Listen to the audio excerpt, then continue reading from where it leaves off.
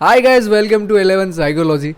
I know that कि आपने इसे ऑप्शनल सब्जेक्ट की तरह चूज़ किया है, बट ट्रस्ट मी, आपको ये सब्जेक्ट लेने का कोई भी पछतावा नहीं होने वाला है। आई नो दैट कि आपको बायोलॉजी नहीं पसंद था या फिर बायोलॉजी इग्नोर करना था, आपको इंजीनियरिंग में घुसना था, इसलिए आपने एज ऑप्शनल खुद को स्मार्ट बनाने के लिए साइकोलॉजी चूज़ किया है। क्योंकि मोस्टली लोग क्या करते हैं पता है, psychology they choose because they feel like कि they can understand their mind, they can understand people's mind, they can understand the society, they can read people and they can read themselves also and control themselves. But किसी और subject को avoid करने के लिए लिए जाने वाला psychology तुम्हें एक सेपरेट स्ट्रीम में लेके जा सकता है। जैसे कि आप एक डॉक्टर भी बन सकते हो। अगर आपको सिर्फ मेडिकल फील्ड में रहना है तो उसके लिए सिर्फ MBBS, BHMS, BAMS बनने की ज़रूरत नहीं है। आप एक साइकोलॉजी में भी डॉक्टर बन सकते हो, जो कि बाकी रूट से ज़रा इजी रूट है। बस इतना है कि इंडिया में उसके सोर्सेस कम है। हाँ, बाकी तुम साइकोलॉजिस्ट बन सकते हो, बट डॉक्टरेट इन साइकोलॉजी बनने के लिए तुम्हें थोड़ा सा और एक्स्ट्रा एफर्ट लेने पड़ते हैं, क्योंकि प्लेसमेंट्स ही कम है। So what you can do for that. ठीक है, तो उसके अलावा मैं बात करने वाला हूँ कि हमने ऑलरेडी इंट्रोडक्शन टू साइकोलॉजी देखा है, उसमें हमने ब्रांचेस ऑफ साइकोलॉजी देखा, स्कोप ऑफ साइकोलॉजी देखा, प्रोफेशंस इन साइकोलॉजी देखा, हिस्ट्री ऑफ साइकोलॉजी देखा, इवोल्यूशन ऑफ साइकोलॉजी देखा। But today we are going to see that कि भैया साइकोलॉजी एग्जैक्टली किस तरीक़ों से इंक्वायरी करती है। मतलब साइकोलॉजी में डेटा कहाँ से आता है, साइकोलॉजी में एक साइंटिस्ट कैसे साइंटिस्ट बनता है, कैसे वो अपनी स्टडीज़ को आगे लेके जाता है, and how they conduct any experiment on anything and give their conclusion, make the results out of it. So that's what आज का टॉपिक है हमारा, methods of inquiry in psychology. Obviously हम देखने वाले हैं कि कौन से वेज है एक साइकोलॉजी के रिसर्च को पब्लिश करने के लिए या फिर उसके स्टडीज़ को पब्लिश करने के लिए। Let me just cross check everything is being recorded और नॉट। मेरी आवाज़ प्रॉपरली होगी, प्लीज़ कमेंट में बता देना। Thank you so much guys, thank you. आवाज़ आ रही है? यस, आ रही है, गुड। ध्यान से देखो, अब हम देखेंगे इंट्रोडक्शन। तो ध्यान से सुनना पहले बात है, ओके। आपको NCERT पढ़ने की ज़रूरत नहीं, ये सिर्फ NCERT से निकाले हुआ एज इट इज़ लाइन्स है, बस हमारे स्टाइल में उसको मॉडिफाई करके रखे हुए हैं। So you don't need to NCERT for that, you can also refer this PDF for that. DM में मतलब कमेंट बॉक्स में या फिर डिस्क्रिप्शन में आपको इसकी लिंक मिल जाएगी। अगर नहीं मिली तो मैं कमेंट में बता देना। आपको PDF चाहिए तो मैं आपको सेपरेटली PDF की लिंक भेजूंगा, क्योंकि अभी लोग कम है ना, दैट्स व्हाई। अभी ध्यान से देखना, psychology is the study of how people think, feel and behave. Obviously this is the psychology of mind, not brain. Brain को हम न्यूरोसाइकोलॉजी कहेंगे, बट यहाँ पे हम किस चीज़ पे स्टडी करने वाले हैं कि भैया एक पर्टिकुलर इंसान कैसे सोचता है, किस तरह से फील करता है और किस तरह से बिहेव करता है। ठीक है, अब वो learn about this things psychologist use special ways called as methods of inquiry. अब पर्टिकुलर इंसान कुछ सोच रहा है, कुछ फील कर रहा है या फिर बिहेव कर रहा है, तो वो चीज़ समझने के लिए, वो चीज़ स्टडी करने के लिए हम साइकोलॉजिस्ट जो है कुछ मेथड्स यूज़ करते हैं, और उस मेथड्स को हम इंक्वायरीज कहते हैं। अब इंक्वायरी करने के बाद ही तो हमें पता चलेगा ना कि यार भैया पर्टिकुलर इंसान किस तरीके से बिहेव करता है। So don't worry about that. ये कोई मैजिकल साइंस नहीं है कि somewhere you will get the idea from reading just books and you will start understanding people. नहीं, यहाँ पे सबसे बड़ा टूल है साइकोलॉजिस्ट का, वो है ऑब्जर्वेशन। बिना ऑब्जर्वेशन के आप किसी का भी कुछ भी प्रिडिक्ट नहीं कर सकते हो। That's why you need the history taking part is there, the observation part is there, then after that survey parts are there. Without that, psychologists are nothing and they can't even predict anything about you just by one look. ध्यान से देखना, these methods help them identify, find out facts about human behavior in careful and organized way. तो अब देखो, हर चीज़ का एक method होता है। अब उस मेथड के थ्रू जाएंगे तो हमें एक डायरेक्शन मिलेगा। अगर डायरेक्शन नहीं मिलेगा तो हम कहीं भी भटकेंगे and we can give any conclusion. तो बस उसी चीज़ को टालने के लिए हम क्या करते हैं, we give it a particular pattern. तो अब उस पैटर्न में हमें एक डायरेक्शन मिलता है, एंड उस डायरेक्शन के साथ जाने के लिए वी नीड साइकोलॉजी, मतलब psychological methods to collect the data. ठीक है, अब उसे ऑर्गेनाइज करने के लिए भी हमें टूल्स चाहिए होते हैं। अब इंस्टेड ऑफ जस्ट गेसिंग और assuming, psychologist used different methods like observing people and conducting experiments. ठीक है, asking questions through surveys and giving tests. देखो, अभी बहुत से लोग क्या समझते हैं कि भैया कोई अंतर्यामी होगा वो इंसान, जो किसी भी इंसान को देख के अज्यूम कर लेगा कि उसके फ्यूचर में क्या होने वाला है, उसके पास्ट में क्या था और प्रेजेंट में वो ऐसा बिहेव क्यों करता है, जो कुछ भी उसका बिहेवियर पैटर्न है। अब फॉर एग्जांपल रैंडमली एक इंसान मेरे पास आया और वो मुझे पूछने लगा कि सर बताइए मेरे बारे, आप साइकोलॉजिस्ट हो ना, तो आप बताइए मेरे बारे में कि मैं क्या हूँ, कैसा हूँ और मेरी पर्सनालिटी टाइप क्या है। मैंने कहा भैया उसके लिए तो आपको मेरे अंडर ऑब्जर्वेशन रहना पड़ेगा। दूसरी बात, आपको मैंने दिए हुए टेस्ट कंडक्ट करने पड़ेंगे, मतलब लेने पड़ेंगे। उसके बाद मैं कहीं ना कहीं जाके आपके रिपोर्ट में कुछ आपके बारे में लिख पाऊंगा। अदरवाइज़ मैं सिर्फ आपको ऐसे साइलेंटली मेरे सामने बैठ के बता नहीं सकूंगा कि आप क्या हो, कैसे हो, और जो कुछ भी आपकी पर्सनैलिटी है मैं आपको कुछ नहीं बता पाऊँगा। फिर उस पर्सन ने मुझे कहना स्टार्ट कर दिया, फिर घंटा आप साइकोलॉजिस्ट हो। मैंने कहा भैया आपके दिमाग में जो कुछ भी साइकोलॉजिस्ट की इमेज बनी हुई है ना, वो बस एक हवा बनी हुई है। Psychologists have experienced through many personalities and they have the great observer, मतलब they have great observation, then only they can make some kind of conclusion about you, और वो भी आपका behavior देखने के बाद ही बता सकते हैं। It's like how can you predict about a book by just looking at the blank cover of the book? नहीं ना, आपको लिए उसके बुक पढ़ना पड़ेगा, उसके बाद आप कंक्लूजन दे सकते हो। वैसे इंसान को हम पढ़ेंगे, देखेंगे, सोचेंगे, उसके बाद बता पाएंगे कि वो क्या है, उसको हम नेम करेंगे, उसके बिहेवियर पैटर्न को हम नेम कर पाएंगे, अदरवाइज हम कुछ नहीं कर पाएंगे। So psychologist is more than guessing and assuming about person. तो उसके लिए हम कुछ मेथड यूज़ करते हैं, जैसे कि क्या है, ऑब्जर्विंग पीपल, कंडक्टिंग एक्सपेरिमेंट्स। अब सर्वेज होते हैं, एक्सपेरिमेंट्स होते हैं, जो कुछ भी आपने देखा होगा ऑनलाइन की सर्वे करते हैं लोग कि how they behave towards boy, how they behave towards girl. तो बस उसी चीज़ का सर्वे एक्सपेरिमेंट्स कंडक्ट करने के बाद what is the reaction towards any particular action, वो बता पाते हैं साइकोलॉजिस्ट। आस्किंग क्वेश्चंस, अब क्वेश्चंस पे क्या रिस्पॉन्स आता है, कैसे आंसर आते हैं, वो सर्वेज बताते हैं कि कितने % क्या सोचते हैं, कितने % कितना सोचते हैं। That's how it goes through. अब वो सर्विस के थ्रू होता है या फिर टेस्ट के थ्रू होता है, उसके बिना साइकोलॉजिस्ट आपको कुछ भी नहीं बताने वाला है। So be ready for the tests, that's it. You can not, बस पहली नज़र में आपको कोई भी कुछ नहीं बताएगा अनटिल वो कोई अंतर्यामी बाबा होगा। साइकोलॉजिस्ट आर नॉट अंतर्यामी बाबा, बट हाँ they are well experienced professionals. अगर उन्होंने थाउजेंड्स ऑफ पेशेंट्स देखे, लैक्स ऑफ पेशेंट्स देखे, देन दे कैन, मतलब एक ही नज़र में वो शायद पहचान भी ले, और वो शायद गलत और सही भी निकल सकता है। But most of the people 99% cases में अगर जो कुछ भी वो बोलते हो तो 99% के लोगों के बिहेवियर में होता है। जैसे कि इंस्टाग्राम की रील, जो कि हर कोई इंसान देखता है तो रिलेटेबल लगता है। अगर ऐसी चीज़ है जो 99% को रिलेटेबल लग रही है, तो वो वही चीज़ें बताएंगे ना जो सामने वाले को रिलेटेबल लगे। तो बस वही चीज़ें ढूंढ के वो बता देते हैं, तो सामने वाले को लगता है अरे भाई ये तो अंतर्यामी है। So this things doesn't work in psychology guys. अब ध्यान से देखो, this methods help them understand why people act the way they do and how their mind works. अब इसमें भी ये नहीं बताने वाला है कि वो सामने वो इंसान पर्टिकुलरली आगे क्या करने वाला है, वो ऐसा है, वो वैसा है, वो ऐसा है वैसा बोलने से बेटर है कि अभी जो कुछ भी बिहेव कर रहा है, चाहे वो मार धाड़ कर रहा है, रो रहा है, खा रहा है, पी रहा है, अनस्टेबल हो चुका है इमोशंस के मामले में, वो चीज़ें भी वो सिर्फ बता सकते कि ऐसा क्यों कर रहा होगा, उसके साथ कुछ तो हुआ है, that's why this is his reaction. मतलब जो कुछ भी इंसान का बिहेवियर होता है पर्टिकुलरली, वो उसके पास्ट एक्सपीरियंसेस पे, मतलब पास्ट एक्शंस पे डिपेंड होता है। मतलब अगर इंसान को कुछ एक्शन मिलेगी तो उसका ब्रेन प्रोसेस करेगा, उस पर रिएक्शन क्रिएट करेगा। अगर कुछ एक्शन होगी नहीं तो रिएक्शन भी क्रिएट होगा नहीं। So both are directly proportional, ये होगा तो ही वो होगा। पर ये क्यों हो रहा है ना, ये बताने के लिए psychology is working on that. Got it? अभी क्लियर हुआ साइकोलॉजी किस चीज़ पे काम करती है और why this chapter is very important for you. Without this chapter you are nothing and you can not do as a psychologist. ध्यान से देखना। अभी तो अभी हम देखेंगे, ये chapter teaches us about the different methods of psychologist use to study behaviour and minds. तो इस चैप्टर में हम समझेंगे कि कौन से मेथड्स है कि साइकोलॉजिस्ट इस्तेमाल करते हैं।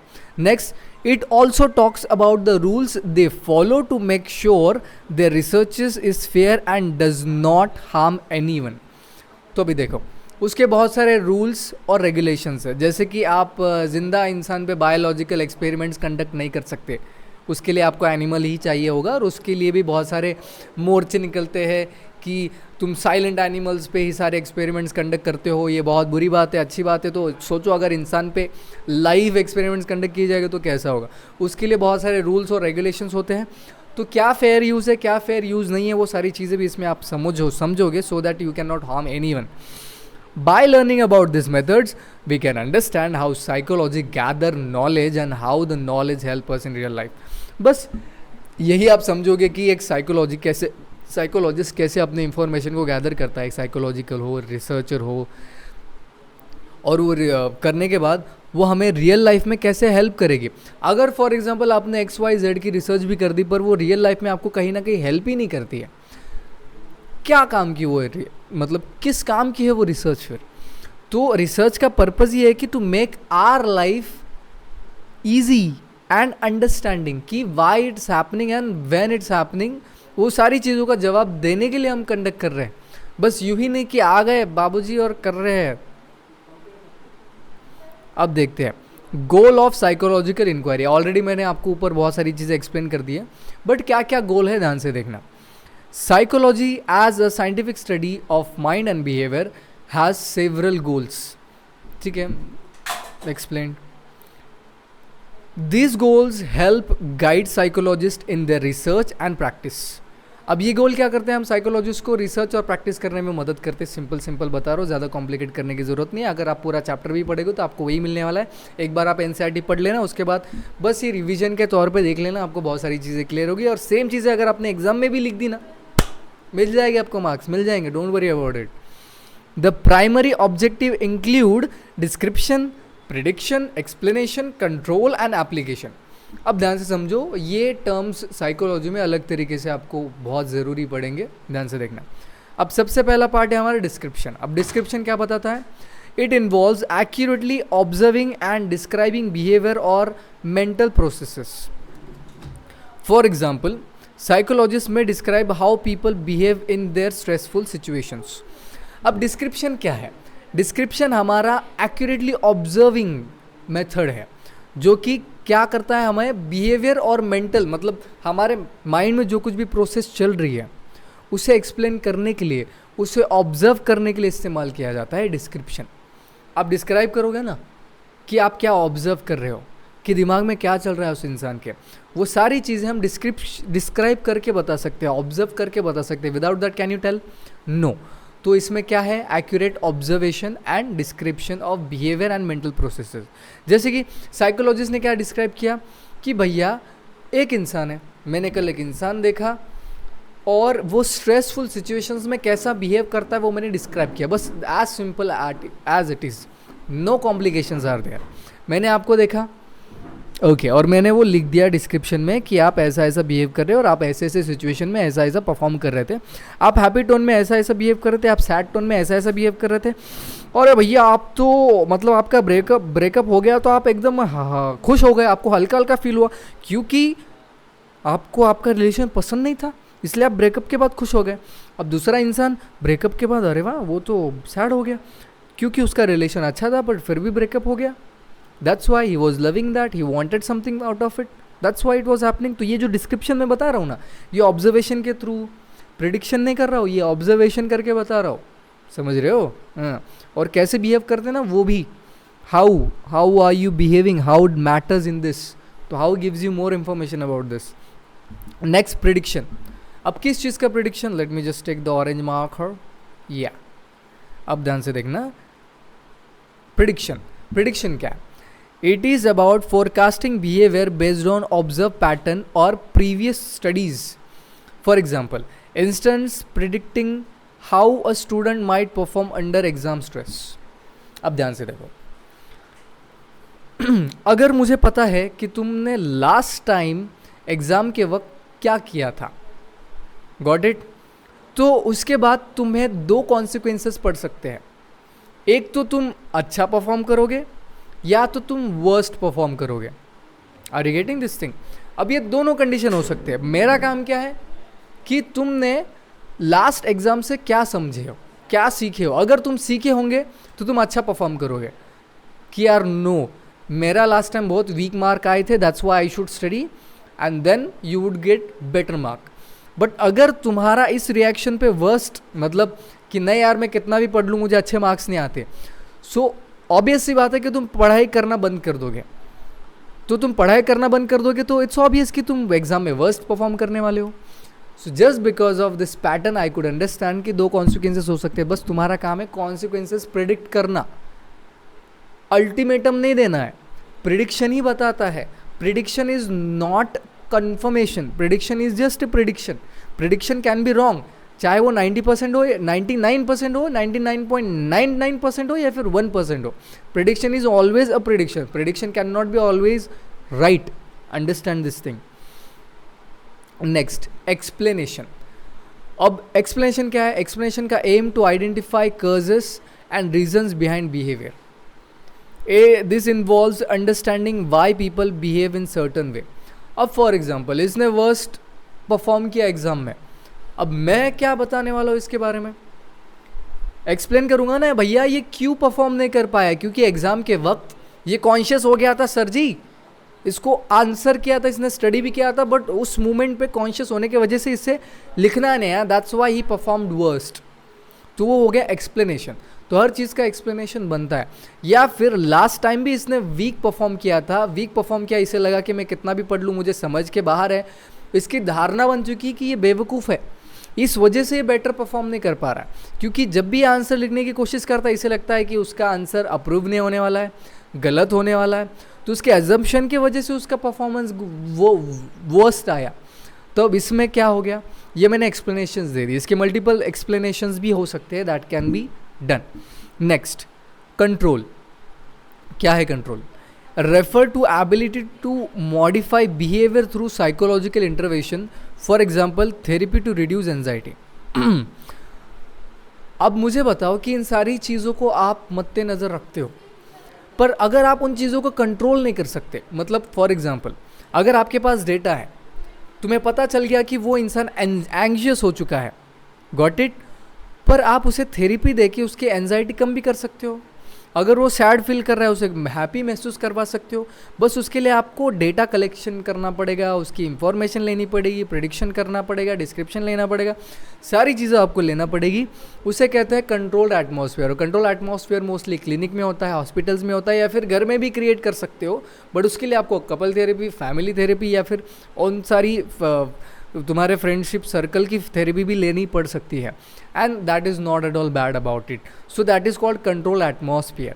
तो ये सारी चीज़ें इसमें इंक्लूड होती है। Next is application, means that using psychological, थोड़ा ऊपर ले लूँ तो आपको समझ में आ लूँ, means using psychological knowledge practically, such as designing better teaching methods और वर्क प्लेस स्ट्रैटेजीज। अब देखो, मैंने सारी मेथड्स इस्तेमाल कर ली, रिसर्च कंडक्ट कर ली, कंक्लूजन ड्रॉ कर लिया, अब मुझे उसको सॉल्यूशन भी निकालना है ना, so that I can make your life better and easy. अगर वो बेटर और ईजी नहीं बना पा रहे तो उसका रियल लाइफ में यूज़ क्या हो रहा है? अगर उसका रियल लाइफ में यूज़ नहीं हो रहा है ना, तो आपकी जो भी रिसर्च होगी ना वो पानी में, खड्डे में गई, बाढ़ में चली गई, वो कहीं पे आपको काम ही नहीं आएगी। So that's why I am telling you कि psychology is all about practical strategies, चाहे वो बहुत इजी से इजी क्यों ना हो। जैसे कि आजकल स्मार्टफोन का है, आपने सर्वे कंडक्ट किया है, बट आपको पता नहीं कि उनका सर्वे कंडक्ट करने के बाद उसका सोल्यूशन क्या है, और सोल्यूशन मिलने के बाद भी आप उसको कम नहीं कर पा रहे हो, तो उसका प्रैक्टिकली एप्लीकेशन कैसा है? फॉर एग्जाम्पल, लोगों ने फ़ोन ही यूज़ करना बंद करना चाहिए। अब मुझे बताओ ये प्रैक्टिकली पॉसिबल है क्या? कौन सा इंसान है जो प्रैक्टिकली बंद कर देगा अपना फ़ोन इस्तेमाल करना? उसको जेल में बंद करना पड़ेगा, so that he can not use phone. अब आप ही सोचो, अगर मैं आपको टॉपिक दूं, सोचो मैं पानी पी रहा हूं, क्यों पी रहा हूं? सोचो, ऑब्जर्व करो और बताओ मुझे कि मैं पानी क्यों पिया। तो उसका डिस्क्रिप्शन बहुत सिंपल होगा, ज़्यादा कॉम्प्लिकेट मत करो चीज़ों को। उसका डिस्कशन डिस्क्रिप्शन इतना ही होगा, सर का बोल बोल के मुंह दुख गया, या फिर सर ने इससे पहले पानी भी नहीं पिया होगा, कुछ भी डिस्क्रिप्शन हो सकता है। That is called description. बस ऑब्जर्व करके आपको बताना है। प्रिडिक्शन, शायद अगर फ्यूचर में भी सर का मुंह दुखेगा तो पानी पिएंगे, तो ये है बिहेवियरल, जो कि ऑब्जर्व करके। दूसरा बिहेवियर होता है कॉग्निटिव बिहेवियरल ऑब्जर्वेशन, जो कि इनसाइड माइंड चलते हैं, ऊपर से दिखाई नहीं देते। Getting it? अब हम move to the next topic, that is, थोड़ा सा मैं इरेज कर देता हूँ so that it can become easy for you people. Sorry, मैं बहुत गंदगी मचाता हूँ, आई एम मेस्ड अप। अब ध्यान से देखो, step in conducting scientific research. अब कौन से स्टेप्स है अगर आपको एखादी सायंटिफिक रिसर्च कंडक्ट करनी है तर मला सांगा की तुम्हाला अगर सायंटिफिक रिसर्च करने की है तो you have structured systematic process. Without that you can not use any structured method.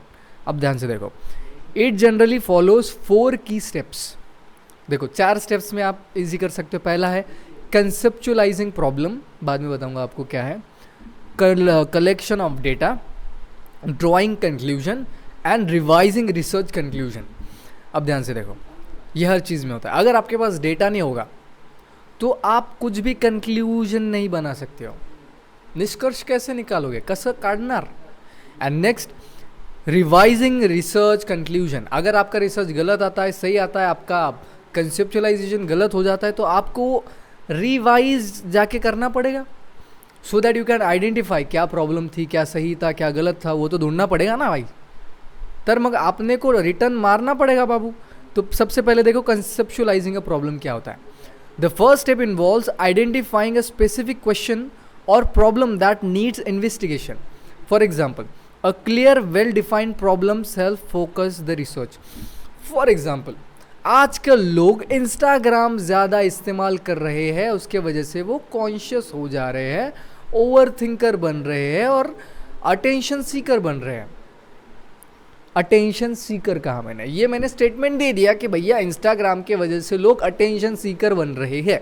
ये मैंने कंफर्म स्टेटमेंट, मैंने प्रॉब्लम को कंसेप्चुअलाइज कर दिया है आपके सामने, स्टेटमेंट दे दिया मैंने, ठीक है। अब मैं क्या करूँगा, मैं एक सर्वे फॉर्म बनाऊँगा टेक्निकली या फिर मैं ऑलरेडी देखूंगा कोई इन्वेंट्री मतलब क्वेश्चनरीज रेडी है या नहीं उसके लिए, so that I can conduct. तो उसके लिए मुझे सोशल मीडिया का एक क्वेश्चनर मिल जाएगा, फिर मैं उसको एक तो ऑनलाइन फॉर्मेट में या फिर ऑफलाइन फॉर्मेट में जाऊंगा। Got it? फिर उसमें मैं ऐसे क्वेश्चंस डालूंगा जो कि हमें अटेंशन के बारे में या फिर कॉन्शियसनेस के बारे में या फिर बॉडी शेमिंग के बारे में होंगे, वो सारी चीज़ें उसमें मैं ऐड कर दूंगा क्वेश्चंस में, और वो 100, 150, 200 लाख जितने होंगे उतने लोगों पर पहुँचाऊँगा। फिर वो सर्वे फॉर्म फिलअप करेंगे। फिर जब मेरे को डेटा मिलेगा, ये हो गया मेरा कलेक्शन ऑफ डेटा वाला पार्ट। उसके बिना पर मैं कुछ भी नहीं करूँगा, मैंने बस कंक्लूजन ये कॉन्सेप्चुअलाइजेशन कर दिया स्टेटमेंट का। उसके बाद मैंने उसी चीज़ को मद्देनज़र रखते हुए डेटा कलेक्शन स्टार्ट कर दिया। फिर अब वो डेटा कलेक्ट होने के बाद मुझे कुछ ग्राफ मिलेगा कि भैया अरे बाप रे, इसमें तो फीमेल में ज़्यादा दिख रहा है, मेल में कम दिख रहा है। या फिर मैं देखूंगा कि एज ग्रुप वाइज में डिवाइड कर दूंगा, अरे इस एज में ज़्यादा दिख रहा है। Got it? या फिर मुझे ये भी दिख सकता है, नहीं यार इसमें तो अटेंशन का कुछ दिख ही नहीं रहा है। या फिर मैं देखूंगा कि लोगों को अटेंशन ज़्यादा चाहिए और लाइक्स देना कम है, अटेंशन देना कम है और अटेंशन लेना ज़्यादा है। तो ये दोनों चीज़ें मैं देखूंगा और इन सारों चीज़ों का मैं प्राप बना के उसका एक कंक्लूजन ड्रॉ करूंगा। कंक्लूजन ड्रॉ मतलब data analysis helps researcher interpreted their findings and determine if the hypothesis are supported. तो अभी जो कुछ भी मैंने हाइपोथेसिस, इसको हम हाइपोथेसिस भी कह सकते हैं कॉन्सेप्चुअलाइजिंग प्रॉब्लम को। अब मैंने हाइपोथेसिस ड्रॉ किया ना अटेंशन वाला, बराबर, तो वो हाइपोथेसिस सही हो रहा है या फिर नहीं हो रहा है वो मैं एनालाइज करूंगा डेटा एनालाइज करके, ठीक है। अगर वो सही रहता है कि हाँ यार वो मैंने प्रेडिक्ट किया था वो सही है, तो मुझे रिवाइज करने की ज़रूरत नहीं पड़ेगी। पर अगर उसमें कुछ एक्स्ट्रा चीज़ आ रही है तो मैं मेरे हाइपोथेसिस को रिवाइज करके उसको मॉडिफाई करूँगा या फिर चेंज करूँगा, then I can modify it. अगर मैं कह सकता हूँ लड़कियों में ज़्यादा होता है, लड़कों में कम होता है, अदरवाइज इस एज ग्रुप में ज़्यादा होता है और इस एज ग्रुप में कम होता है, ये भी हाइपोथेसिस आई कैन मॉडिफाई। या फिर मैं 4 हाइपोथेसिस या फिर एक हाइपोथेसिस में मेंशन कर दूंगा, तो उस हिसाब से गलत रहा तो मैं रिवाइज करूंगा, अदरवाइज नहीं करूंगा। अभी scientific research is dynamic, conclusion may be revise based on the new evidences और further studies to refine to retain understanding. अब देखो कुछ ओल्ड रिसर्चेस भी हो सकते हैं जो कि प्रेजेंट मोमेंट में वैलिड नहीं होंगे, तो उसको हम रिवाइज जाके कर सकते हैं कि भैया नो, आज present moment it has changed और it has different conclusions right now.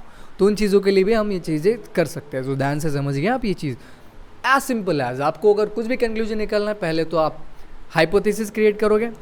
ध्यान से समझो, पहले आप हाइपोथेसिस क्रिएट करोगे, हाइपोथेसिस क्रिएट करने के बाद उसके बेसिस पे आप सर्वे करोगे, सर्वे करने के बाद आप एनालिसिस करके डेटा इंटरप्रिटेशन करोगे, उसके बाद अगर सही रहा तो गुड, नहीं रहा तो रिवाइज करोगे। बस यही पैटर्न फॉलो करते रहोगे आप, गोल गोल गोल गोल। तो दैट्स वाई अपना हाइपोथेसिस अच्छा से सेट करो। ये आपको रिसर्च में काम आने वाला है जब आप first year, second year, last year में जाओगे। मास्टर्स में तो आपको सॉलिड मज़ा आने वाला है इस मामले में। अब ध्यान से देखना, अल्टरनेटिव पैराडिगम्स ऑफ रिसर्चेस क्या है? Psychology utilises multiple research paradigm reflecting the diversity of human behaviour. अब देखो ऑलवेज आप याद रखना कि नंबर पे अलग चीज़ें चलती है और क्वालिटी पे अलग चीज़ें चलती है। मतलब हर चीज़ को आप क्वांटिटी में नहीं गिन सकते हो। फॉर एग्जांपल मुझे एज वाइज कि कितने एज में कितने लोग हैं, 1000 लोग हैं, 100 लोग हैं, 200 लोग हैं, परसेंटेज वाइज भी आप निकाल सकते हो, या फिर क्वालिटी वाइज। क्वालिटी में अब सब्जेक्टिव होता है, ये क्वांटिटी बेस्ड होता है। सब्जेक्टिव मतलब वैरी करता है person to person opinion. Are you getting this? ध्यान से अभी तुमको बताता हूँ। तो पैराडिगम्स क्या है? क्वांटिटिव रिसर्च हो सकती है, क्वालिटेटिव रिसर्च हो सकती है, या फिर मिक्स्ड मेथड रिसर्च हो सकती है। अब क्वांटिटिव रिसर्च क्या है कि मुझे कहना है कि लड़कियां ज़्यादा कॉन्शियस एंड अटेंटिव, मतलब उन्हें ज़्यादा अटेंशन की भूख होती है, लड़कों को अटेंशन की भूख कम होती है। ठीक है, अब इसमें कितने परसेंटेज है? तो परसेंटेज के लिए मुझे क्वांटिटिव रिसर्च कंडक्ट करनी पड़ेगी। ध्यान से देखना, focuses on numbers, measurable data, it uses statistical techniques to test hypothesis and establishment pattern. अब इसके लिए तुम्हें सेपरेट स्टैटिस्टिक्स का दिया हुआ है मैथमेटिक्स इसमें। सो फॉर दैट तुमको स्टैटिस्टिक्स भी मिलेगा, जो कि हर मास्टर्स और ग्रेजुएशन एंड में आपको मिलता ही है। तो आपको स्टैटिस्टिक्स से आप बचने वाले हो नहीं, फिर भी आपने मैथमेटिक्स एज ए ऑप्शनल नहीं लिया होगा। आपको मैथमेटिक्स इतना उतना तो इस्तेमाल करना ही पड़ेगा। उसमें फिर एनोवा, विनोवा, A test, T test, B test, जो कुछ भी टेस्ट इसमें हो गया आपको वो इस्तेमाल करनी पड़ेगी to calculate the data. Statistics निकालने पड़ेंगे ना भैया, कितना परसेंटेज कितना है। अगर आपको देखना है कि कौन से एज ग्रुप में ज़्यादा परसेंटेज है अटेंशन सीख करने के, या फिर कौन से एज ग्रुप में फ़ोन इस्तेमाल करने के नंबर्स आपको दिख रहे हैं, या फिर कौन सा फ़ोन इस्तेमाल करने का किस में ज़्यादा कीड़ा है, और गेम खेलने का एडिक्शन कौन से एज ग्रुप में ज़्यादा है, ये कौन से एज ग्रुप में ज़्यादा है, ये हो गया क्वांटिटिव। अब क्वालिटेटिव क्या है कि गेम खेलने के बाद क्या इफेक्ट होता है, व्हाट इफेक्ट। अब ये सब्जेक्टिव है। सब्जेक्टिव क्यों है? क्योंकि कोई हार्मफुल बन सकता है, कोई डेंजरस बन सकता है, कोई कॉन्शियस बन सकता है, या फिर कोई मेंटल भी बन सकता है। ये क्वांटिटिव, ये वैरी करता है पर्सन टू पर्सन। अब क्वालिटेटिव में क्या है देखो, emphasises understanding meaning, experiences and processes through the non numerical data like interviews and observation. अब मैंने 10 लोग चूज़ किए जो कि गेम खेलते हैं, ठीक है। अब हर किसी का पर्पज़ अलग है, वो गेम क्यों खेलते हैं। एक तो ये गेम खेलने के बाद उन पे असर क्या होता है, दूसरी बात ये, तीसरी बात गेम खेलने के बाद वो बिहेव कैसे करते हैं, रिएक्ट कैसे करते हैं, रियल लाइफ में कैसे रिएक्ट करते हैं, ये सारी चीज़ें। फॉर एग्जांपल मैंने 100 लोग चूज़ किए, कौन से, सोशल मीडिया वाले। अब वो पोस्ट क्यों करते हैं, अटेंशन लेने के लिए, खुद को प्रमोट करने के लिए, खुद का बिजनेस बढ़ाने के लिए। तो ये परसेंटेज में भी मुझे मिल सकता है, ठीक है। और दूसरी बात मुझे क्वालिटेटिव में भी मिल सकता है, क्योंकि हर किसी का आंसर अलग अलग हो सकता है। और आप सेम अगर आंसर मिल रहा है तो आप उसको क्वांटिटिव में भी डाल सकते हैं, और उसे हम बोलेंगे mixed method research. Combining both approaches provide more comprehensive view of psychological phenomena. ऐसे ज़रूरी नहीं है कि आप एक ही करो। अब मैंने 100 लिए सोशल मीडिया वाले, अब 100 में से मुझे मोस्ट ऑफ द परसेंटेज में आंसर भी मिल सकता है और क्वालिटेटिव में भी आंसर मिल सकता है। So that matters. Got it. अब नेक्स्ट हम देखेंगे new nature of psychological data. I hope कि आपको ये पॉइंट क्लियर हो गया है कि why we were thinking about the 3 different parameters, मतलब पैराडिगम्स ऑफ रिसर्चेस। पहला समझ में आया, quantitative research, qualitative research and mixed method research. ठीक है, अब हम देखने वाले हैं आगे नेचर ऑफ साइकोलॉजिकल डेटा। अब साइकोलॉजिकल डेटा कैसा होता है, कैसा नेचर है भैया साइकोलॉजिकल डेटा का, मैं आपको एक सिंपल लैंग्वेज में बताऊंगा, बहुत इजी लैंग्वेज है, ध्यान से समझना। Psychological data are different from data used in subjects like physics and chemistry. Okay, clear साफ साफ इसमें बता दिया। सबसे पहले first, they are context dependent, कि आप कौन से कॉन्टेक्स्ट में बात कर रहे हो, आपका कॉन्टेक्स्ट क्या है, depression, anxiety, meaning, nature, qualitative, quantitative, which means people में behave differently in different situation. अब देखो, हर इंसान एक डिफरेंट सिचुएशन में डिफरेंट बिहेव करता है, हर इंसान डिफरेंट टाइप का रिएक्शन दिखाता है, हर इंसान का एंजाइटी में डिफरेंट रिस्पॉन्स होता है। हाँ, बायोलॉजिकल रिस्पॉन्स सेम हो सकता है बट इमोशनल रिस्पॉन्स अलग हो सकता है। मे भी उसे झटका लग सकता है तो सैड होने के बाद हंस भी सकता है, रो भी सकता है, बड़बड़ा भी सकता है, साइलेंट भी हो सकता है, कुछ भी रिस्पॉन्स हो सकता है, स्लीप कम हो सकती है, स्लीप ज़्यादा भी हो सकती है। तो that is called different reaction in different situation. For example, just give me a little bit break, I am drinking water, cut the call, cut the call. Okay, थोड़ा डिस्टर्बेंस आ गया था, ध्यान से समझो अभी। Let me just check everything is working properly. Okay, I am looking good, fine, no problem. I don't understand, मैंने flight mode पे फ़ोन रखा है फिर भी उस पर कॉल आ रहे हैं। शुक्र है भगवान का। फॉर एग्जाम्पल, ध्यान से समझो, a person might be quite at school, समझ रहे हो बात, एग्जाम्पल दे रहा हूँ। A person might be quite at school but talkative at home. Same इंसान, जैसे कि मैं घर पे शांत होता हूँ, बाहर वायलेंट नहीं, बड़बड़ा होता हूँ। घर में किसी को कुछ एक्सप्लेन नहीं करूँगा बट बाहर मैं एक्सप्लेनेशन दूंगा, because as a profession, as sport, as the atmosphere, I change my behaviour. I am not talking about I am just giving you example. Second, this data is often subjective.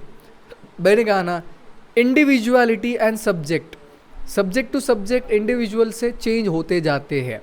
ऐसा ज़रूरी नहीं है कि अगर ये वैसा, इस ग्रुप में से एक इंसान अगर ऐसा बिहेव कर रहा है तो उसी ग्रुप में से दूसरा बंदा भी सेम बिहेव करे। Not necessarily important. That's why psychology is complicated and psychologist are always telling, let me observe you then I will tell you about yourself. For example, it is based on personal thoughts and feeling. अब वो पूरी तरह से उसके personal thoughts और feelings पे depend करते हैं ना भैया। Get it guys, what one person feels may be very different from another. Already I explained you about that. Third, there is lot of variation in how people think and act. हाँ, I understand that कि अभी मुझे 10 लोग अगर देख रहे हैं तो किसी को लग रहा होगा भैया कितना ओवर एक्सप्लेन कर रहा है, किसी को लग रहा होगा अरे सर आपको बहुत ज़्यादा क्लैरिटी दे रहे हो, या फिर कोई और कह रहा होगा कि यार ठीक ठाक है, ओके। तो अब इस बेसिस पे मैं अगर 150 लोगों का लूँगा, उसमें 80% निकलेंगे वर्स्ट एक्सप्लेनेशन, 20 निकलेंगे वाह क्वालिटी एक्सप्लेनेशन, और कुछ बोलेंगे मिक्स्ड रिएक्शन, ओके एवरेज है, बढ़िया है, ठीक है, और कुछ परसेंट निकलेंगे कि भैया बिल्कुल ही घटिया इंसान है। कुछ भी निकल सकता है। सो इंडिविजुअल के थ्रू पर्सन टू पर्सन बदलता है, वही अपने को साइकोलॉजी बताने की कोशिश कर रहा है। So you can not predict anyone. No two people behave in exactly the same way, चाहे वो साथ में रहे होंगे, चाहे उन्होंने बहुत सारी सिचुएशन सेम बिहेव की होगी। फॉर एग्जाम्पल, ये एक ही दो फ्रेंड्स हैं, दोनों फ्रेंड्स का एक तीसरा फ्रेंड है और तीनों मिलिट्री में है और तीनों गए हैं वॉर पे, तीनों में से एक मर गया। तीनों बेस्ट फ्रेंड है, ठीक है, तीनों आपस में बेस्ट फ्रेंड है।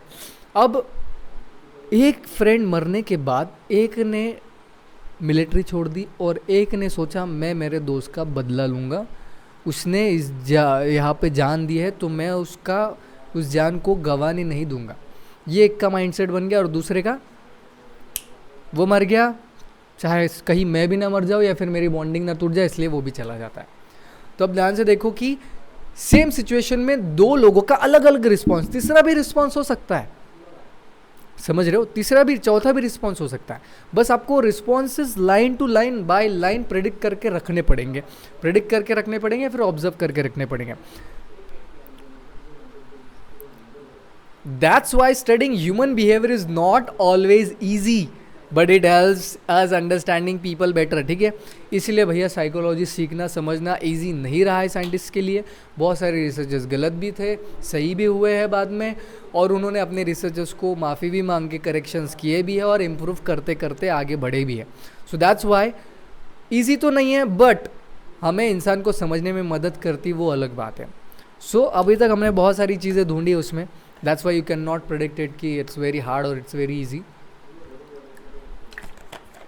इट डिपेंड्स ऑन यू कि हाउ यू आर। मुझे भी लगता था शुरू में अगर मैं साइकोलॉजी ले लूँगा तो मैं बस देखते ही इंसान को पहचान जाऊँगा। हाँ, जैसे जैसे मेरे ऑब्जर्वेशन में लोग ज़्यादा आ रहे हैं, मतलब जितने ज़्यादा लोग आप एक्सपीरियंस करोगे, जितने ज़्यादा पेशेंट आप ऑब्जर्व करोगे, जितने डिसऑर्डर, जितने पर्सनैलिटी ऑर्डर, जितने पर्सनैलिटीज़ आप देखते जाओगे, जितने पर्सनैलिटीज़ के बारे में आप इंफॉर्मेशन रखोगे, उतना ही बेटर तरीके से आप कंक्लूजन ड्रॉ कर पाओगे उन लोगों के बारे में। अब next, some important methods in psychology. इसके अलावा भी कुछ इंपॉर्टेंट मेथड्स हम देखेंगे, मतलब सम ने बहुत सारे इंपॉर्टेंट मेथड्स हैं।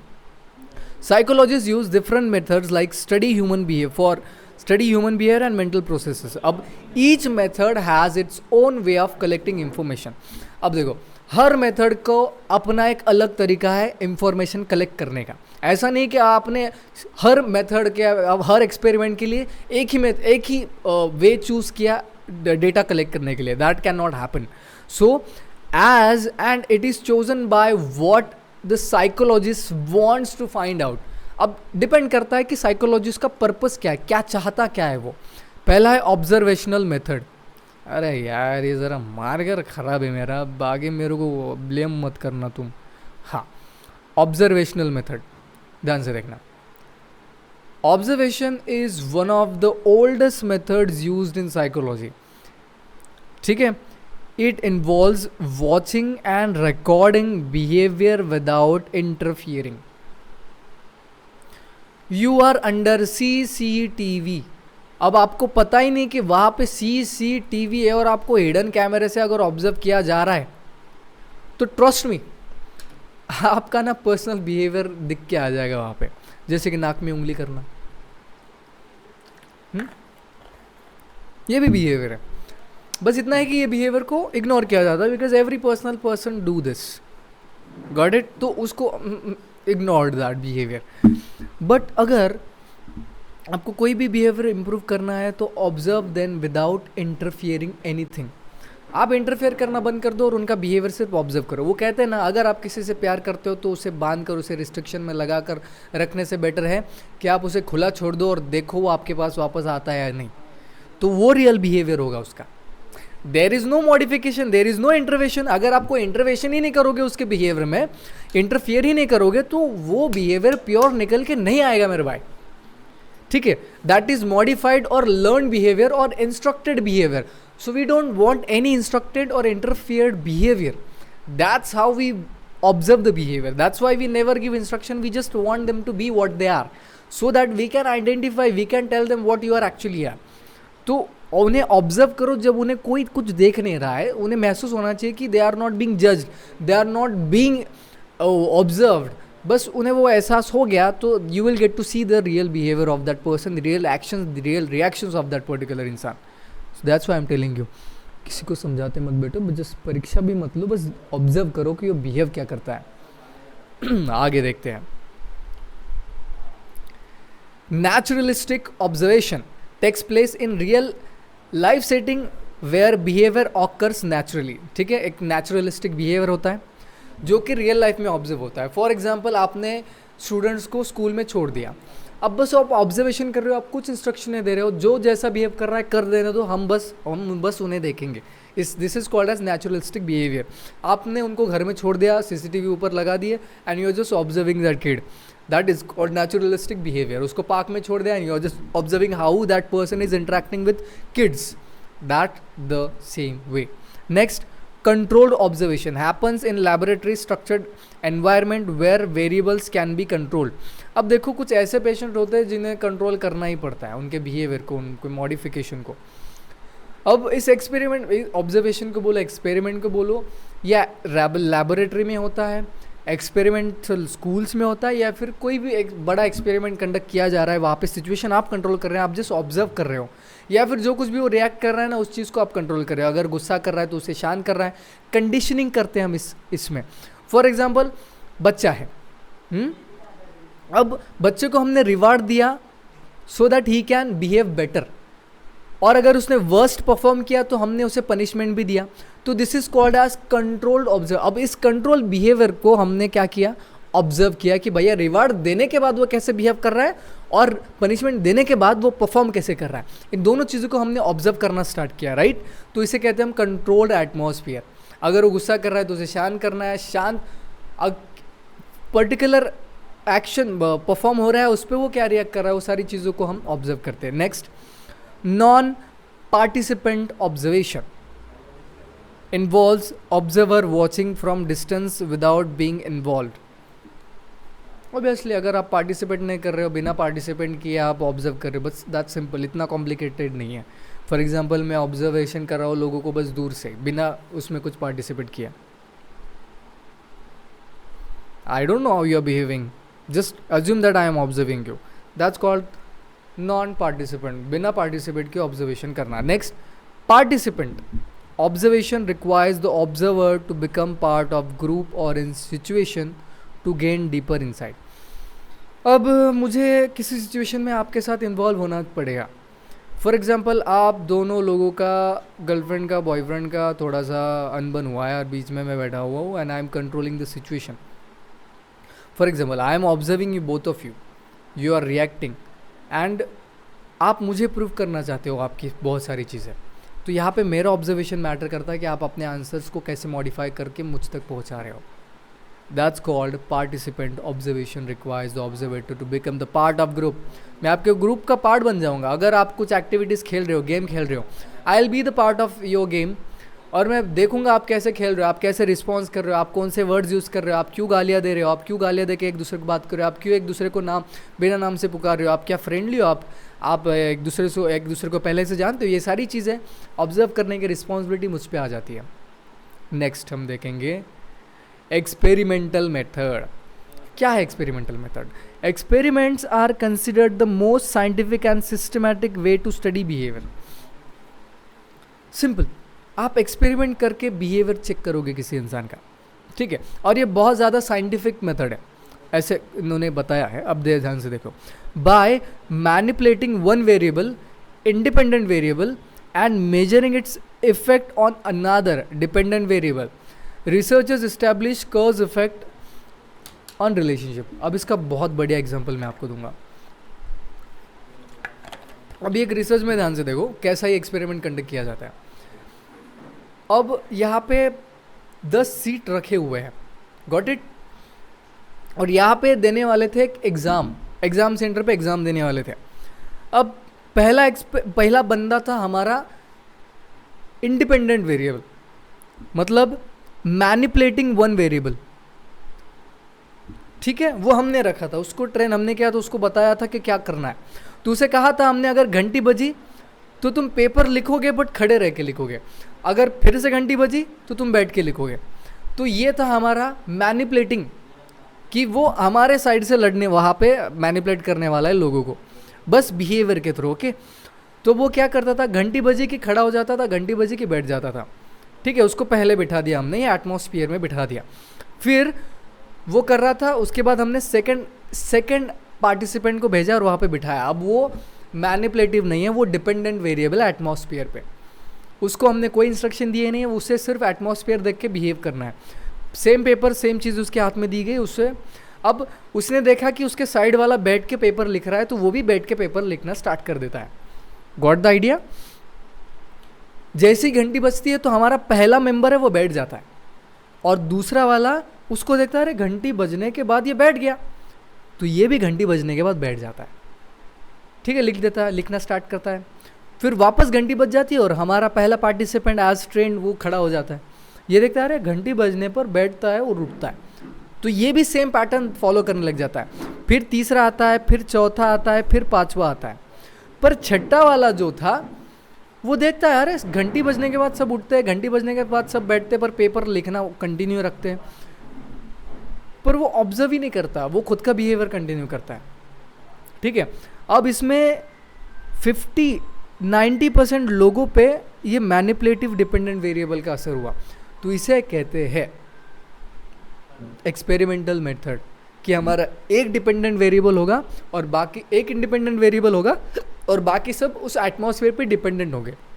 ठीक है, तो वो क्या इफेक्ट करेगा वो दिखाएगा हमें सराउंडिंग्स के थ्रू। अगर पार्क में सारे कपल डिस्कशन कर रहे हैं तो नया आने वाला कपल भी डिस्कशन करना वहाँ पे स्टार्ट कर देगा। सिंपल एग्जांपल आपको मैं ऐसे झूठी बोटी बातें करूँगा नहीं, आप साइकोलॉजी के स्टूडेंट्स हो, ध्यान से समझना।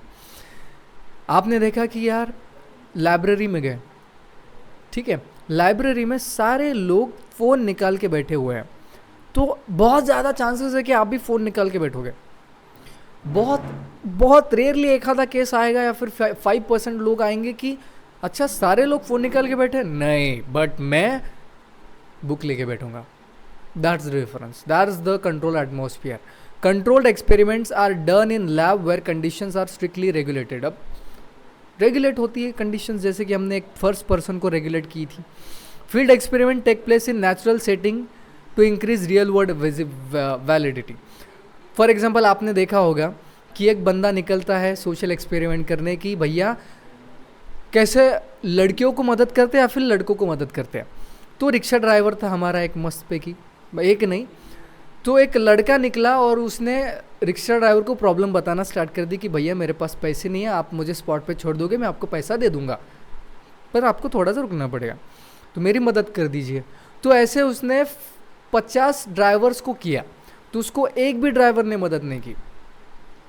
तो सेम ड्राइवर को लड़की ने अप्रोच किया, अब वो भी हमारा इंडिपेंडेंट वेरिएबल था। उसने भी क्या किया, 50 अलग अलग ड्राइवर्स को, सेम रिक्शा ड्राइवर्स को अप्रोच किया और सेम प्रॉब्लम थी जैसे वो लड़कों की थी।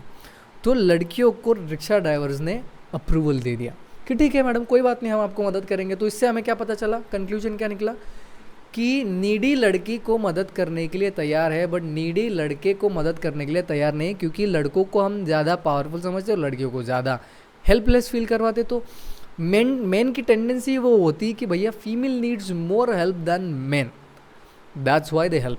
बहुत कम, मतलब ऐसे 5% रिक्शा ड्राइवर्स थे जिन्होंने हेल्प के लिए ओके बताया। That is called the experimental, जिसमें एटमॉस्फेयर कंट्रोल्ड होता है, चाहे वो बाहर हो या फिर अंदर हो। तो quasi experiment are used when random assignment is not possible, often in natural और सोशल कॉन्टेक्स्ट। तो ये जो quasi experiments are used in random assignment, मतलब कोई भी रैंडम असाइनमेंट हो, ये देखो नॉर्मली तो पॉसिबल नहीं होता है, तो इसे हम क्या करते हैं, क्या मतलब इसे हम नेचुरल या फिर सोशल कॉन्टेक्स्ट में इजीली अप्लाई नहीं कर सकते।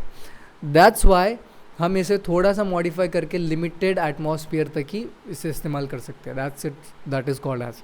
अब हम देखते हैं कोरिलेशनल रिसर्चेस। क्या है correlational? Sometimes it is not possible और इथिकल टू मैनिपुलेट वेरिएबल्स। तो प्रॉब्लम क्या पता है क्या, कि हम हर चीज़ को इथिकली मैनिपुलेट तो नहीं कर सकते, चाहे मतलब हर चीज़ को नहीं कर सकते बोला, मोस्ट ऑफ द चीज़ों को कर सकते हैं, बट मोस्ट ऑफ द चीज़ों को नहीं भी कर सकते। अब को रिलेशनल रिसर्च स्टडीज़ क्या करती है, relationships between variable without intervention. अब को रिलेशनल रिसर्च हमें स्टडी करने में मजबूर करती रिलेशनशिप्स किसके बीच, बिटवीन वेरिएबल्स विदाउट इंटरवेंशन, बिना इंटरवेंशन किए, मतलब बिना इन्वॉल्वमेंट दिखाए हम रिलेशनशिप के बीच वेरिएबल्स को स्टडी नहीं कर सकते। That's what it's talking about. तो it tells us whether variable move together but it does not prove cause and effect. भले ही हमारा वेरिएबल उसके साथ चल रहा है, फिर भी वो हमें डिफाइन नहीं कर सकता है कि उसका कॉज क्या होगा और उसका इफेक्ट क्या होने वाला है। सो ये most of the time hard ही होता है कंडक्ट करना। ध्यान से देखना, a positive correlation between study hour and exam score means they tend to increase together. ठीक है, अगर स्कोर बढ़ा तो स्टडी आर बढ़ेगा, ज़रूरी नहीं है, but studying more doesn't necessary कज हायर स्कोर अलोन। अब ऐसा ज़रूरी नहीं है कि ज़्यादा आर पढ़ोगे तो ज़्यादा ही मार्क्स आएंगे, दैट वैरीज। इसलिए बताया गया है कि को relational studies doesn't always create given result and impact. ठीक है, अब हम देखेंगे सर्वे रिसर्चेस। ठीक है, मैं आपको कोरिलेशन एकदम अच्छे से समझाने की कोशिश करता हूँ। इसका मतलब ये कहना था कि अगर आपके पास ज़्यादा पैसा है तो इसका मतलब ये नहीं कि आपको ज़्यादा सेटिस्फैक्शन ही होगा, आपको ज़्यादा अच्छे से नींद ही आती होगी, ज़रूरी नहीं है। तो इसे कहते हैं कोरिलेशनल। मगर मतलब अज्यूम कर लेना कि भैया अगर उसके पास ज़्यादा पैसा है तो वो ज़्यादा ही खुश होगा, that is not at all important, that is called को रिलेशनल रिसर्चेज। और वो कि नेचुरल एटमॉस्फेयर में वेरिएबल को मैनिपुलेट करने में मुश्किल ज़्यादा, that's what it's talking about. अब हम देखे थे हैं सर्वे रिसर्च। अब सर्वे तो आपको हर चीज़ में मिलता है, मतलब कौन सी फील्ड में सर्वे नहीं कंडक्ट कर सकते हो, हर चीज़ में सर्वे कंडक्ट कर सकते हो। जैसे कि हमारे इंडिया में पॉपुलेशन का लास्ट टाइम सर्वे हुआ था तो हमने चाइना को पीछे पछाड़ दिया, अब हम नंबर 1 पे है बेरोजगारी में। हाँ, surveys gather information from large groups through questionnaires और इंटरव्यूज। ध्यान से देखो, अब सर्वे क्या करती है, बहुत ज़्यादा से ज़्यादा इंफॉर्मेशन गैदर करने को हमें मदद करती है, किसके थ्रू, क्वेश्चंस के थ्रू। मतलब आपने क्वेश्चंस की एक लिस्ट बनाई और आपने 100, 150, 200, 300, 400, 500 लोगों को भेज दी और आपने उसके थ्रू एक कलेक्शन कर लिया डेटा का, चाहे वो गूगल फॉर्म्स के थ्रू हो या फिर कोई भी आपका टूल होगा उसके थ्रू हो। फिर आपने उसका इंटरप्रिटेशन करना स्टार्ट किया, वो अलग बात है, ये तो बस कलेक्शन कैसा करना है वो बता रहा है। अब this method is efficient and useful for collecting data on attitude, belief and self reported behaviour. ठीक है, ये हमें किस चीज़ में इफेक्टिव पड़ता है कि एटीट्यूड समझने में, बिलीफ समझने में, सेल्फ रिपोर्टेड बिहेवियर जो कुछ भी खुद का रिपोर्ट होगा वो समझने में, या फिर आपके जो कुछ भी लॉन्ग आंसर होंगे, लोगों का पर्पज समझने में, इंटेंशन समझने में, वाई दे आर डूइंग समझने में, उनका इमोशन समझने में, कोई किसी भी, चाहे वो क्वालिटेटिव हो या फिर क्वांटिटेटिव हो या फिर सब्जेक्टिव हो, हर चीज़ में मदद करता है हमारा सर्वे रिसर्च मेथड। हाउएवर सर्वे रिजल्ट में affected by the biases such as social डिज़ायरेबिलिटी और इनएक्यूरेट रिकॉल। मतलब कोई गलत इन्फॉर्मेशन भी आपको मैनिपुलेटिव इन्फॉर्मेशन दे सकता है, या फिर सर्कल टू सर्कल इन्फॉर्मेशन बदल भी सकती है, तो उस हिसाब से आपको वो चीज़ें मॉडिफाई करनी पड़ती है। सो दैट्स वाई उसमें वो उतना ज़्यादा हेल्प या फिर हार्ड वर्क लगता है उसी में। अब हम देखेंगे साइकोलॉजिकल टेस्टिंग। साइकोलॉजिकल टेस्टिंग क्या बताती है? Psychological testing are standardized tool design to measure ability, personality traits, intelligence, attitude and tests. अब उसमें कौन सी टेस्ट हो सकती है? Verbal test, non verbal test and performance based test. बहुत इंटरेस्टिंग पार्ट है। अब ये साइकोलॉजी में बहुत ज़्यादा यूज़ होता है अगर टेक्निकल साइकोलॉजी में बताया जाए तो। अब ध्यान से देखो, आपको किसी पर्सन को अंडरस्टैंड करना है तो क्या आप डायरेक्टली बता सकते हो उसके बारे में? नहीं, ऑब्जर्व करके तो बता ही सकते हो, पर observation is one factor, one method. उसके अलावा अगर आपको मेथड यूज़ करने तो आपको टेस्ट कंडक्ट करनी पड़ेगी। टेस्ट कंडक्ट करने के बाद उसमें कुछ क्वेश्चनरीज होगी, कुछ एनालिसिस होगा, जिसमें आप पर्सनालिटी बता सकते हो, पर्सनालिटी ट्रेट्स बता सकते हो, इंटेलिजेंस बता सकते हो, एटीट्यूड बता सकते हो। अब उतने ही टेस्ट होंगे जो आपको टेस्ट करवानी है। बहुत सारे इन्वेंटरीज है, अलग अलग साइंटिस्ट ने, अलग अलग रिसर्चर्स ने अपनी इन्वेंटरीज मतलब टेस्ट्स, स्केल भी उसे हम कहते हैं साइकोलॉजी में। आपको ग्रेजुएशन लेवल पे आप जब आओगे आपको समझ में आएगा वो सारी चीज़ें। अब वर्बल टेस्ट, जैसे कि रिलाइंग ऑन लैंग्वेज स्किल्स। ठीक है, मतलब आप वर्बल, उसके वर्ड्स कैसे इस्तेमाल कर रहा है, कैसे बात कर रहा है, कैसे आंसर कर रहा है, ये हम टेस्ट एंड ऑब्जर्वेशन के थ्रू एक्सप्लेन करते हैं। नॉन वर्बल, हम उसे पैटर्न दिखाएंगे, ड्राइंग दिखाएंगे, कुछ एक्स्ट्रा स्केचेस दिखाएंगे, या फिर स्टोरी बनाने लगाएंगे देख के, उसे हम कहते हैं यूजिंग सिम्बॉल्स और पिक्चर्स। वैसे टेस्ट कंडक्ट की जाएगी। नेक्स्ट इज परफॉर्मेंस बेस्ड, मतलब मेजरिंग फिजिकल और मोटर स्किल।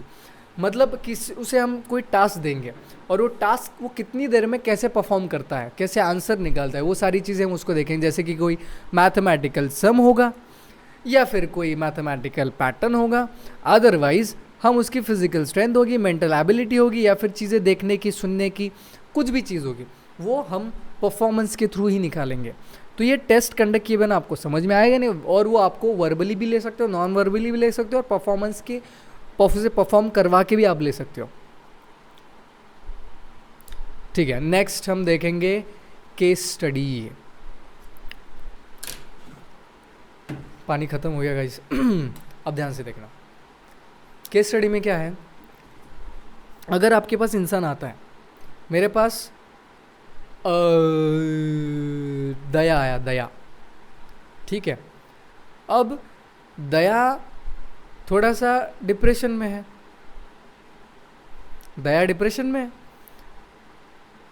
अब इंस्टेड ऑफ मैं उसे डिप्रेशन है नहीं है वो कंक्लूज करने से पहले मैं ये बात करूँगा कि दया बताओ तुम्हारी फैमिली में कितने मेंबर्स है, कौन क्या क्या करता है, आप कैसे हो, अच्छा आप बताइए कि आपका चाइल्डहुड कैसा था, आपको मतलब कितने दिनों से नींद नहीं आ रही है, आप क्या सोच रहे हो, आपके साथ क्या घटना घटी थी, आप कितने दिनों से ऐसा बिहेव कर रहे हो, आपको कैसा हो रहा है। ये तो या तो मैं उनसे लूँगा या फिर दया के फैमिली से लूँगा, मतलब कोई भी सोच सकता है, या तो उसके स्कूल टीचर से ले सकता हूँ, उसके ऑफिस के बॉस से ले सकता हूँ, कॉलेज में होगा तो कॉलेज के टीचर से हो सकता है, या फिर उसके फ्रेंड से हो सकता है, या फिर उसके फैमिली मेम्बर से हो सकता है, कोई भी हो सकता है सोर्स जिससे मैं उसका केस स्टडी कंडक्ट कर पाऊँ।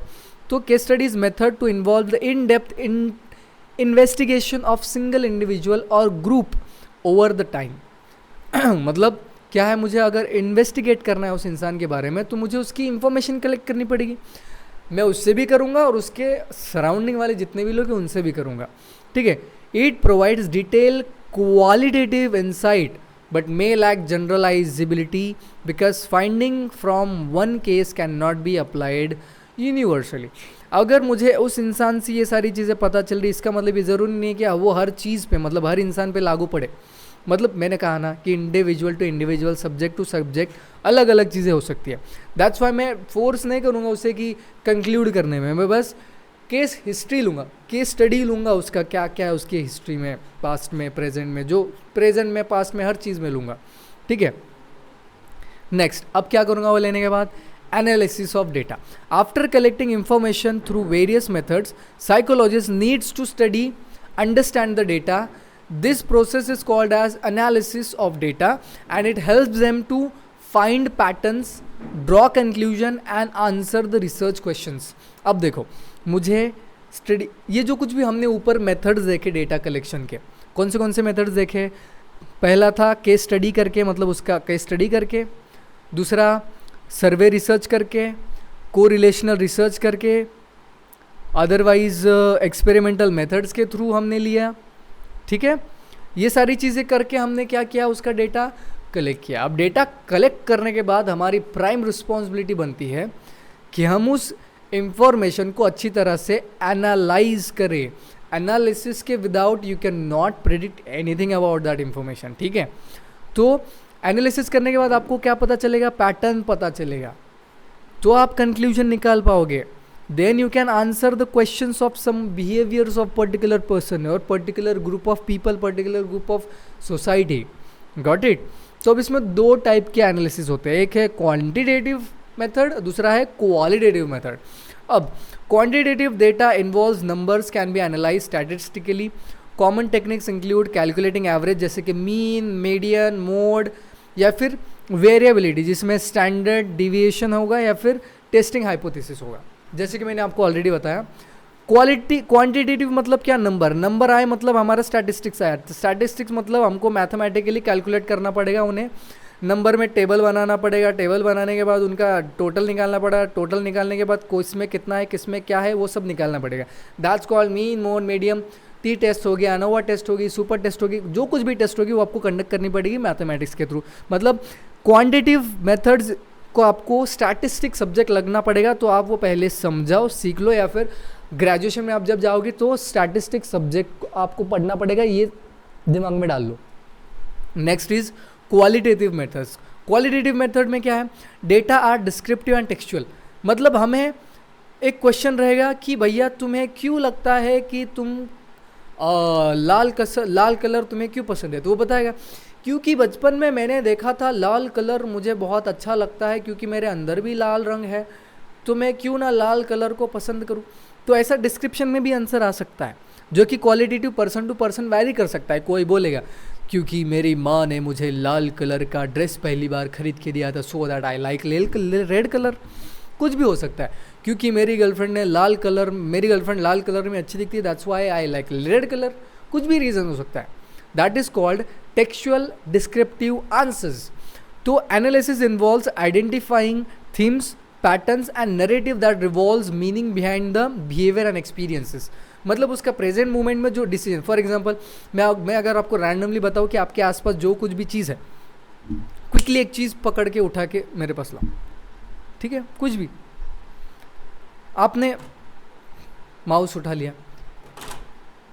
तो अब मुझे बताओ कि आपने माउस क्यों उठाया। ये क्वेश्चन मैंने आपको डाला क्योंकि आपने बताया क्योंकि ये मेरे सबसे पास था और मेरे हाथ में ही था, तो दैट्स वाई मैंने पिकअप करके आपको दिखा दिया। अब मैं पूछता हूँ कि आपको, अगर आपने माउस लिया ही है तो आपने उसका ये कलर क्यों ही इस्तेमाल किया है, वाई दिस कलर। तो मैंने देखा आपने ये चूज़ क्यों किया। तो 5 लोगों को 5 यही क्वेश्चन पूछा गया कि 5 लोगों को अलग अलग क्वेश्चन पूछा गया, मत सेम क्वेश्चन पूछा गया, बट आंसर सेम आया, आंसर डिफरेंट आया। देखो कैसे, किसी ने कहा कि सर ये कलर मैंने इसलिए चूज़ किया क्योंकि मोस्ट ऑफ द लोगों ये कलर चूज़ नहीं करते हैं, दैट्स वाई मैंने चूज़ किया, एक आंसर हो गया।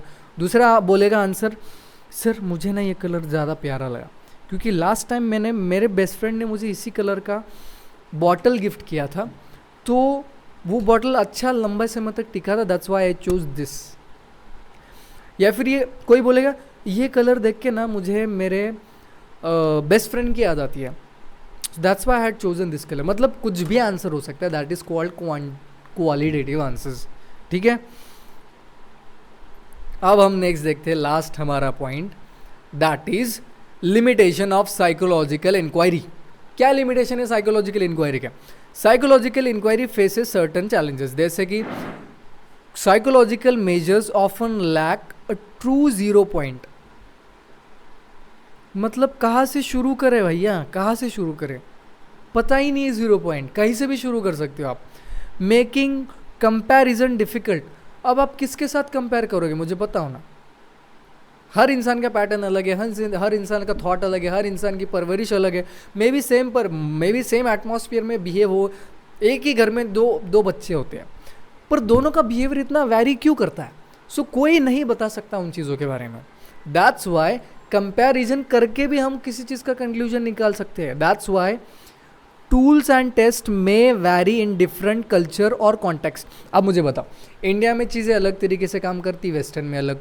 अब मैं आपको कल्चरल डिफरेंस बताऊँ, जैसे कि ऑलरेडी फर्स्ट चैप्टर में हम डिस्कस किया है कि सक्सेस, इंडिया में success family, got it, joint family, बच्चे और हैप्पीनेस, इससे डिफाइन होती है। पर वेस्टर्न में कपल, 2 लोग, सक्सेस, अच्छी job, success.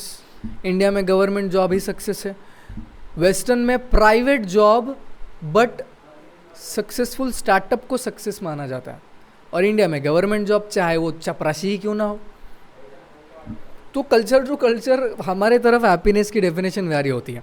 That's why it makes difficult understand context and culture. तो उसके हिसाब से हमें मॉडिफाई भी करनी पड़ती टेस्ट और वो सारी चीज़ें। लिमिटिंग देयर यूनिवर्सैलिटी, तो अगर जो चीज़ यहाँ पे एक्सपेरिमेंट की जा रही तो ज़रूरी नहीं कि वो अमेरिका में भी सेम तरीके से इस्तेमाल हो। जो चीज़ केरला में हो रही है वो सेम मणिपुर में भी अप्लाई हो, ज़रूरी नहीं है। यहाँ पे लोग कौन सा फूड खाते हैं सर्वे किया, या फिर कौन सा साइकोलॉजिकल फूड पसंद करते हैं, वही सेम चीज़ वहाँ पे नहीं हो सकता है, क्योंकि वहाँ पे डिफरेंट कल्चर है, डिफरेंट फूड खाया जाता है, बहुत ज़्यादा नॉनवेज खाया जाता है। यहाँ पे भी नॉनवेज खाया जाता है, भले ही वो नहीं खाते होंगे, बट खाने का तरीका अलग है, बनाने का तरीका, बहुत सारी चीज़ें अलग है।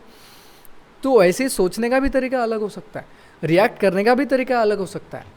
दैट्स वाई यूनिवर्सली अलग अलग चीज़ें। यूनिवर्सली मतलब क्या सर, सब चीज़ों पे स्टैंडर्डाइज होना चाहिए, जैसे कि सारी जगहों पे शादी का रीति रिवाज अलग अलग है, बट शादी करने के बाद बच्चे होता है, ये यूनिवर्सल है, बट ये सारी चीज़ें सेम नहीं होती है। Next, interpretation of quality data can be subjective and influenced by the researcher biases. Interpretation of data. अब मुझे बताओ, अगर मैं कुछ चीज़ों का इंटरप्रेट कर रहा हूँ तो वो मैं मेरे माइंडसेट के, मेरे एक्सपीरियंस के थ्रू मैं उसको इंटरप्रेट करूँगा. ज़रूरी नहीं है कि मेरे साइड वाला, मेरा कलीग सेम तरीके से चीज़ों को इंटरप्रेट करे. वो शायद अलग तरीके से इंटरप्रेट कर सकता है, मतलब चीज़ों को आपके सामने प्रेजेंट कर सकता है अलग तरीके से, अलग एंगल के साथ. सो उसमें भी यूनिवर्सलिटी नहीं है, उसमें भी क्वालिटेटिव डेटा सब्जेक्टिव हो जाता है, मतलब इंडिविजुअल के थ्रू बदलता जाता है. वैसे ही इंटरप्रिटेट करने वाले का, इंटरप्रिटेशन करने वाले का भी थॉट प्रोसेस बदलता है, वैरी करता है person to person. That's why researches bias होता है. मतलब जो रिसर्च जिस सोच में, जिस एटमॉस्फेयर में पला बड़ा है, वो उसी चीज़ को बढ़ावा दे के उसमें डालेगा, मतलब खुद के चीज़ों को उसमें मिक्स करेगा. एंड दैट्स व्हाट, इसे हम कॉम्प्लिकेट करते हैं. अब हम देखेंगे इथिकल इश्यूज. लास्ट पॉइंट है guys, ethics are paramount of psychological research, and researchers must ensure that voluntary participation without coercion. हमें वॉलंटरीली पार्टिसिपेट करना पड़े, मतलब स्वेच्छा से. नेक्स्ट, इन्फॉर्म्ड कंसेंट, मतलब अगर कोई आपके साथ इन्वॉल्व हो रहा है एक्सपेरिमेंट में तो उसका खुद से स्वेच्छा से पार्टिसिपेंट होना चाहिए, बिना फोर्स के नहीं होना चाहिए. Next, informed consent where participants understand the study and agree to take the part. अब फॉर एग्जाम्पल आप अटेंशन वाला, कि भैया मैं रिसर्च कर रहा हूँ इस टॉपिक पे कि तुम्हारा कितना क्या अटेंशन है उस चीज़ में, मुझे बस एनालाइज करना है सारे लोगों में, तो उस इंसान का कंसेंट होना चाहिए कि ठीक है आप मेरा लो. बिना कंसेंट के नहीं ले सकते. दूसरा, confidentiality to protect personal information. अगर आप उनका इंफॉर्मेशन ले भी रहे हो तो उनका name, number, gender, blood group, इन सारी चीज़ों को आप रिवील नहीं कर सकते हो. ये आपकी प्राइम रिस्पॉन्सिबिलिटी बनती है कि आप उनका कोई भी डेटा किसी भी प्रकार से रिवील नहीं करोगे. आप अगर किसी क्लासरूम जाते भी हो कि इस क्लास में मैंने ऐसे ऐसे रिसर्च कंडक्ट की है, अगर वो कंसेंट देते हैं कि हाँ you can publish it as it is, no issue with that. But हमारे एक भी स्टूडेंट का नाम नहीं आना चाहिए, गाँव नहीं आना चाहिए, नंबर रिवील नहीं होना चाहिए, कुछ भी रिवील नहीं होना चाहिए. अगर वो बोलते हैं कि नहीं हमारे इंस्टीट्यूट का नाम नहीं आना चाहिए, तो आप बस इतना बोलेंगे कि नामांकित इसमें बता सकते हो. हाँ, जिसके सामने प्रेजेंट है उसको बता सकते हो, पर आप पब्लिश करने जा रहे हो तो आप उसमें नहीं बता सकते without consent. Now, debriefing participant after the study to explain its purpose. आपको बताना पड़ेगा कि आपका पर्पस क्या है ये स्टडी कंडक्ट करने का. अगर पर्पस नहीं बताओगे तो शायद सामने वाला आपको गलत ले ले, और मैं नहीं चाहता कि कोई आपको गलत ले. Next, minimising harm to avoid physical and psychological distress. अब उन्हें ये महसूस नहीं होना चाहिए कि भैया उसने मेरा डेटा ले लिया, अब पता नहीं किसको क्या है, मैंने क्या इन्फॉर्मेशन दे दी, अब मेरे को क्या धोखा होगा. तो उसका आपको जो कुछ भी है ना, उसका डर कम करना पड़ेगा, उसको इसकी सीवियरिटी नहीं समझनी. अगर आप बताओगे ना कि चलो आपने उसके टेस्ट कंडक्ट किया और आपको पता चला कि भैया ये तो हाईली डिप्रेस्ड इंसान है, या फिर बॉर्डरलाइन डिसऑर्डर, या फिर कुछ डिसऑर्डर आपको समझ में भी आ रहा है सर्वे में, तो आपको उसका हार्म, मतलब जो कुछ भी उसका डेंजरस, उसे डिस्ट्रेस कम होने देना है. ये नहीं कि हाँ भैया तुम तो अभी मरने वाले हो, तुमको अभी टेंशन में आके ये हो जाओगे. आपको उसका डिस्ट्रेस कम करने का काम है, आपको उसका बढ़ाने का नहीं है. तो ये सारी इथिकलिटी आपको पालनी पड़ती है, दूसरा कंडक्ट करते समय भी हो या फिर किसी भी चीज़ में हो. That's how psychology is very easy. समझ में गया, समझ आ गया होगा कि how psychologist become psychologist. Without this chapter you can not become psychologist, researchers और एनीथिंग. आपको वो स्टडी करना ही पड़ेगा, खुद से रिसर्च कंडक्ट करना ही पड़ेगा. आपको इतने सारे रिसर्चेस पढ़ने ही पड़ेंगे, थियरीज पढ़ने पड़ेंगे, साइको एनालिसिस पढ़ने पड़ेंगे. Then only you can make some kind of conclusion. अगर कुछ चीज़ें पीछे पड़ गई है, फॉर एग्जाम्पल आपको किसी की अगर रिसर्च में गड़बड़ लग रही है, गलती लग रही है, आप अग्री नहीं कर पा रहे हो, तो आपको पूरी उसकी रिसर्च करनी पड़ेगी. फिर आपको उसका री एनालिसिस करना पड़ेगा, री हाइपोथेसिस क्रिएट करना पड़ेगा, और उस पर आपका रिसर्च आप पब्लिश कर सकते हो. And yes, you have that right to do that, और आप उसके वजह से फेमस भी हो सकते हो. अगर आपको साइकोलॉजी में अच्छे से करियर करना है तो you can take personalise 1-to-1 session. आपका अगर सेशन चाहिए होगा कि how I can become doctor in psychology, और आप MBBS हो, MD हो, MA हो, इनसे ज़्यादा कमाना चाहते हो साइकोलॉजी में, I will tell you how you can. अगर आप अभी 11th में हो एज साइकोलॉजी, अगर आप नेट JRF जिसके लिए भी प्रिपेयर करने वाले फ्यूचर में या फिर अभी कर रहे हो उसके लिए आप ये लेक्चर देख रहे हो, तब भी आप इसके बारे में सोच सकते हो। Thank you so much, stay tune with this great mind station guys. I am Vikram, counselling psychologist right now. Very soon I will tell you great news about that. Next chapter आप यहाँ पे देख सकते हो, ओल्ड चैप्टर आप यहाँ पे देख सकते हो, या फिर कहीं पे भी क्लिक कर देना, आपको कुछ ना कुछ मिल ही जाएगा। सब्सक्राइब करना मत भूलना।